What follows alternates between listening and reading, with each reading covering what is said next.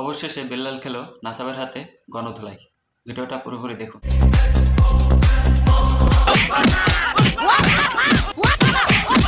আমার এখানে 15-20 জেলা কন্টেন্ট ক্রিয়েটর আছে। আগামী 3 ঘন্টার মধ্যে হয়তো রাখবো, নাহলে বিদায় দিব।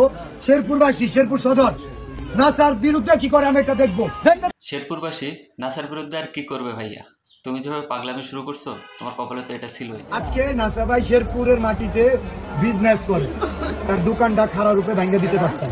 তুমি যে পুরোপুরি পাগল ভাইয়া, সেটা তোমার কথাই বোঝা যাচ্ছে। তুমি এই শেরপুরবাসীর কাছে বিচার চাচ্ছ, এই আবার তাকে হুমকি দিচ্ছ। স্টিক দিয়ে মারতে এসে নাসা মার খেয়ে পুরোই মাথাটা গেছে। হকি স্টিক রে হট স্টিক বলছে। তার হ্যাডাম নাই 10 লাখ টাকা দেওয়ার, তার হ্যাডাম হয় না 10 টাকা দেওয়ার, অথচ 300 বিল্লাল দিবে, ওটা তার লাগা যায় কেন? তার লাগে না তোমার লাগে? চুলকানিটা কার বেশি?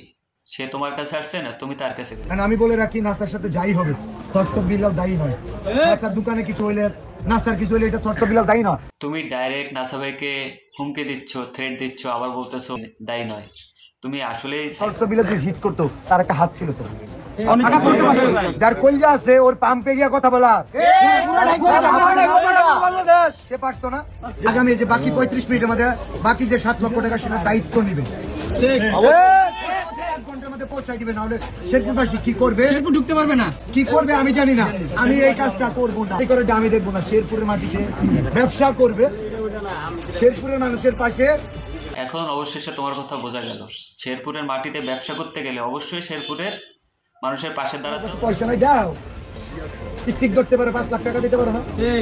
উমরের সাথে এর আগে নাসা মিট করছিল, দেখা করছিল, মার খেলো নাসা ভাইয়ের হাতে, এখন আবার ওমর ভাইকে টেনে নিয়ে আসলো।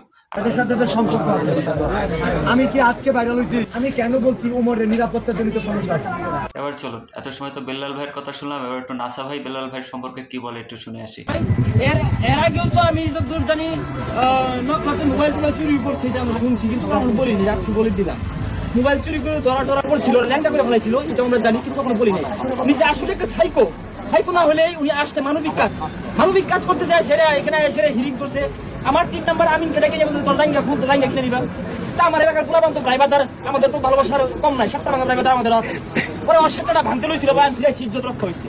তো চেয়ার নিছিল মারার জন্য, আমি মানে এটা বললাম না থাকবে, আমরা ড্রাইভারদার এই এলাকায় একটা মানবিক কাজ করতেছি, আমি শান্ত করে দিচ্ছি। উনি ওইখানে যায় সেরকম কি মারতেছে, উপর থেকে মানে মা জানি নিয়ে চলে। আর এই শেরপুরে পরিবেশ নষ্ট করতে কোন পর্যায়ে নিচ্ছে।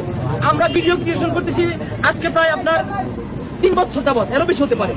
আমরা যখন কাজ করছি তখন শেরপুর আপনারা দেখেছেন। আপনার মোটামুটি আমি যা দেখানোর দেখালাম, যা শোনানোর শোনালাম, বাকিটা আপনাদের হাতে। আপনাদের মতামতটা কমেন্ট বক্সে জানিয়ে যাবেন।